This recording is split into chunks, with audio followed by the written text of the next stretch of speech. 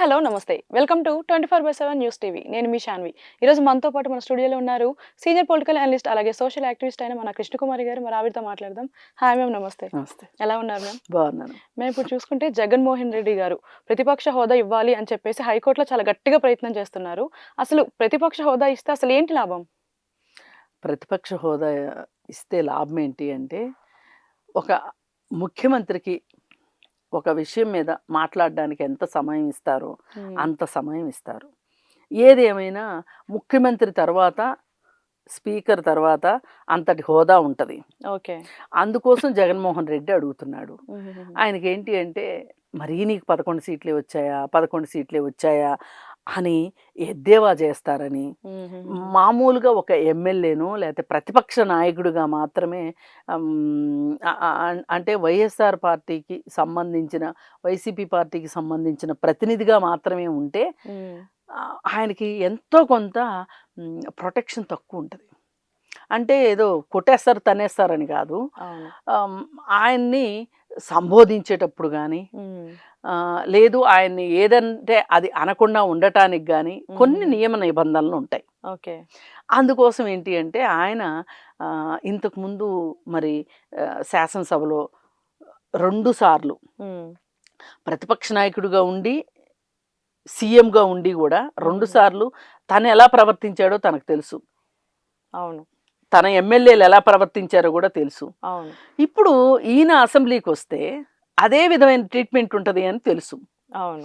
అందుకోసం ఆయన పడరాని పాటలు పడుతున్నాడు. అసలు ఎన్ని పిల్లి మొగ్గలు వేస్తున్నాడంటే, పట్టువదలని విక్రమార్కుడిలాగా స్పీకర్కి ఒక లెటర్ రాశాడు, నాకు ప్రతిపక్ష హోదా ఇస్తేనే నేను అసెంబ్లీకి వస్తాను అని. నాయనా, అసెంబ్లీకి నీకు ఇష్టమైతే రా, లేకపోతే లేదు. మేమేమి రూల్స్కి విరుద్ధంగా నీకు ప్రతిపక్ష హోదా ఇవ్వలేము అని వాళ్ళు చెప్పారు. అసలు ఇదే మనిషి 2019 ఎలక్షన్స్ తర్వాత సీఎంగా అయిన తర్వాత చంద్రబాబు నాయుడుని ఉద్దేశించి ఏం మాట్లాడాడంటే, ఎగిరెగిరి పడకు చంద్రబాబు నాయుడు, నీకున్న 23 మందిలో నేను ఒక 7 మందిని గనక నా వైపుకు తెచ్చేసుకుంటే నీకు ప్రతిపక్ష హోదా ఉండదు అని ఆయనే చెప్పాడు. అవును. మరి ఆయనే చెప్పి ఇవాళ అంతకంటే తక్కువ సంఖ్య ఉన్న నీకు ఎలా ప్రతిపక్ష హోదా ఇస్తారని అనుకుంటున్నారు?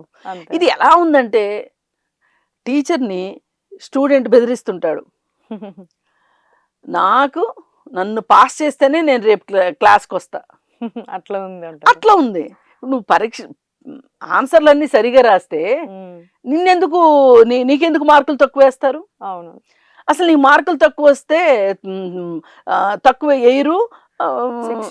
ఇంకా అసలు నువ్వు రేపు క్లాస్కి వస్తావా రాదా అనేది ఒక చర్చే కాదు. అవును. అదే ఈయనకి 23, 22 వచ్చినాయి అనుకోండి, అసలు ఈయనకి ఇవ్వనని ఎవరంటారు? అదే కదా. నువ్వు చెప్పిందే కదా ఈ రూల్స్ అన్నీ. ఎట్లా నువ్వు అడుగుతున్నావు? సరే, స్పీకర్ దగ్గర అయిపోయింది, నేను అసలు రానంటే రాను అని మొండికేసుకొని మళ్ళీ ఏం ఆలోచించుకున్నాడు, ఢిల్లీలో దీక్ష చేయడానికి వెళ్ళాడు. దీక్ష చేసి వచ్చాడు. వచ్చిన తర్వాత ఇప్పుడు మళ్ళీ హైకోర్టుకి వెళ్ళాడు. హైకోర్టులో అయినా సరే, హైకోర్టులో గవర్నమెంట్ ప్లేటర్ ఉంటారు కదా, జీపీ ఉంటారు కదా, ఆయన ఏం చెప్పారంటే, లేదండి పోయినసారి కూడా ఇలాగే రెండో వాళ్ళకి ప్రతిపక్ష హోదా వస్తే నీ ప్రతిపక్ష హోదా ఎలా పీకేయాలో నాకు తెలుసు అని చెప్పి ఈయన మాట్లాడున్నారు అని ఆ వీడియోలు కూడా ఆ కోర్టుకు చూపించడం జరిగింది. సరే, ఏది ఏమైనా ఏకపక్షంగా నిర్ణయం తీసుకోవడం కుదరదు కాబట్టి ఏం చెప్పారు అంటే, శాసనసభ వ్యవహారాల మంత్రికిను స్పీకర్కి కూడా వాళ్ళు మీ ఎక్స్ప్లెనేషన్ ఇవ్వండి, అంటే మీ వివరణ ఇవ్వండి, ఎక్స్ప్లెనేషన్ అనకూడదు, వివరణ ఇవ్వండి అని చెప్పి వాళ్ళకి పంపించి 3 వారాల పాటు వాయిదా వేశారు. ఓకే. మళ్ళీ ఇప్పుడు 3 వారాల పాటు ఇది ఒక సస్పెన్స్ థ్రిల్లర్ స్టోరీ అనమాట. అసలు ఒక్కళ్ళున్నా వెళ్ళాలండి అసెంబ్లీకి. ఇప్పుడు సిపిఐ వాళ్ళకి ఒక్క స్థానం ఉంది తెలంగాణలో. కోనంనేని సాంబశివరావు గారు ఒక్కళ్ళే సిపిఐ పార్టీకి ఎమ్మెల్యే. పోయినసారి సిపిఎం వాళ్ళకి సున్నం రాజయ్య గారు ఒక్కడే ఎమ్మెల్యే. వాళ్ళు వెళ్ళారు. ఇప్పుడు జగన్మోహన్ రెడ్డికి ప్రజల సమస్యల గురించి మాట్లాడాలి అంటే అసెంబ్లీ కంటే ఇంకేముంటుంది చెప్పండి. అవును. అసెంబ్లీలో మాట్లాడాలి. పైగా ఇంకొకటి ఏంటంటే అతను వ్యూహాత్మకంగా చేస్తున్నాడా లేకపోతే తర్కం లేక చేస్తున్నాడో తెలియట్లేదు కానీ 40% ఓట్లు వచ్చినాయి అని చెప్తున్నాడు. నిజమే, ఆయనకి 40% ఓట్లు వచ్చాయి. అంటే ఆంధ్ర రాష్ట్రంలో ప్రతి ఊర్లోనూ నీకు ఓట్లు పడ్డాయి. అవును కదా, మరి వాళ్ళ కోసమైనా నువ్వు పనిచేయాలిగా, అవును. వాళ్ళ కోసమైనా నువ్వు చేయాల్సింది చేయాలిగా. అంటే నీకు వాళ్ళు మనుషుల్లా కనపట్లేదా, ఓటర్లా కనపట్లేదా? ఏమి న్యాయం ఇది అసలు? అవును. దీన్ని న్యాయం అనరు. నువ్వు ఏం చెయ్యి, నువ్వు ఒక మేనిఫెస్టో పెడితివి, ఆ మేనిఫెస్టోకి ఆకర్షితులు ఈ 40% మంది ప్రజలు నీకు ఓటేసినప్పుడు 40% కాదు, ఇంకా తక్కువే అనుకోండి, వాళ్ళు నీ పార్టీ మీద నీ మీద అభిమానంతోనే కదా ఓట్లేశారు. అలాంటప్పుడు వాళ్ళకి న్యాయం ఎలా చేస్తావు నువ్వు అసెంబ్లీకి వెళ్లకుండా అలిగి ఇంట్లో కూర్చుంటే? అలాగే ఇంట్లో కూర్చుని కాకుండా ఢిల్లీ వెళ్ళి ధర్నాలు చేస్తున్నా, ఢిల్లీ వెళ్ళి ధర్నాలు చేసి ఇప్పుడు మళ్ళీ అలిగి బెంగళూరు వెళ్ళాడు అన్నారు. ఏదేమైనా ఏమీ కోపగృహాలు లేవు రాచరికాల్లో అలిగి కోపగృహంలో కూర్చోటానికి. ఇలా అలిగిన వాళ్ళని సుప్పనాథోళ్ళు అంటారు.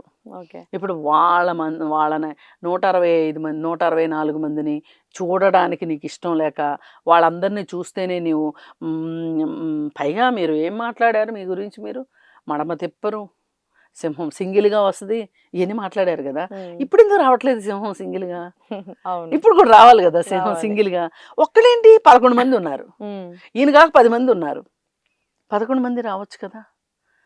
అందుకని ఏ రకంగా చూసినా కానీ జగన్మోహన్ రెడ్డికి వ్యూహం బాగా దెబ్బతింది అని అనిపిస్తుంది ఖచ్చితంగా. వ్యూహాత్మకంగా లేడు, వ్యూహాత్మకంగాను పరిస్థితులను బట్టి నేను ఇప్పుడు ఏ నిర్ణయం తీసుకోవాలి అనే దాన్ని బట్టి అసలు నిర్ణయాత్మక శక్తిని కూడా కోల్పోయాడు అని అనిపిస్తుంది.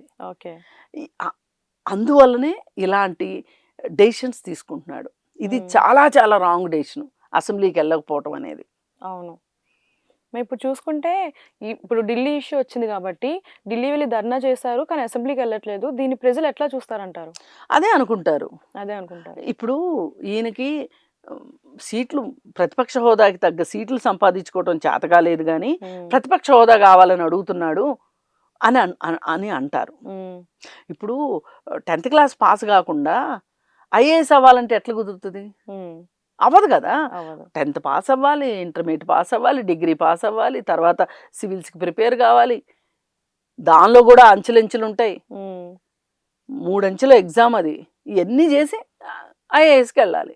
కానీ ప్రజలకి మంచి చేద్దామని ఆయన ఢిల్లీ వెళ్ళి ధర్నా చేశారు. ఏం చేస్తారు చెప్పండి, మంచి ఏం చేస్తారు? అసలు ఢిల్లీలో ఏం మంచి జరుగుతుంది? ఇక్కడ అసెంబ్లీలో కూర్చుని మాట్లాడాలి.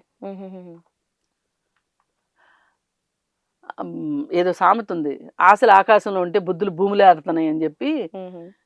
ఈయన ఆశలేమో ఎక్కడో ఆకాశంలో ఉన్నాయి, బుద్ధి మాత్రం భూమి మీద ఉంది. అందుకని ఏ రకంగా చూసినా ఆయనకి ప్రతిపక్ష హోదా రాదు. ఎందుకంటే దానికి సంబంధించి చట్టాలు ఆ విధంగా ఉన్నాయి. పోని చట్టాలు ఆ విధంగా లేవు అనుకుందాం. ఇప్పుడు ఈయన్ని రేపు కోర్టు ప్రశ్నిస్తుంది ఏమని? నువ్వు ఆ రోజు ప్రతిపక్ష హోదాకి తగిన సీట్లుంటే కూడా చంద్రబాబు నాయుడిని నువ్వు ఎలా బ్లాక్మెయిల్ చేసావు? ఎమ్మెల్యేలని తీసేసుకుంటాను, లాగేసుకుంటాను, చంకలో ఎత్తుకుంటాను, ఇవన్నీ నువ్వు ఎట్లా చెప్పావు ఆ రోజు అని అడగదా కోర్టు?